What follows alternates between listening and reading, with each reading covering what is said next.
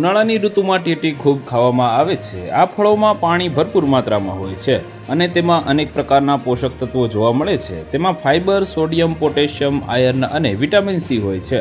તેને ખાવાથી રોગપ્રતિકારક શક્તિ મજબૂત થાય છે અને પાચન તંત્ર પણ સ્વસ્થ રહે છે।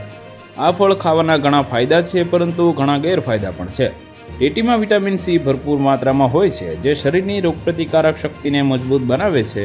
એડેનોસિન અને પોટેશિયમ બ્લડ પ્રેશર નિયંત્રિત કરે છે અને હૃદય રોગનું જોખમ ઘટાડે છે। વિટામિન એ બીટા કેરોટીન નજર સુધારવામાં અને મોતિયા અટકાવવામાં મદદ કરે છે, પરંતુ ટેટી ખાવાના અમુક નુકસાન પણ છે, જેમ કે ટેટીનું વધુ પડતું સેવન બ્લડ શુગર સ્તર વધારી શકે છે। ટેટી વધુ ખાવાથી ઢીલાશ અથવા પાચન તંત્રમાં સમસ્યાઓ થઈ શકે છે।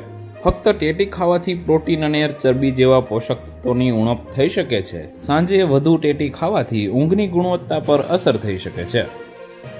તો વધુ માહિતી મેળવવા માટે ચેનલ સાથે જોડાયેલા રહો। વિડીયો પસંદ આવે તો લાઇક કરી દેજો। ચેનલમાં નવા છો તો સબસ્ક્રાઇબ કરી દેજો।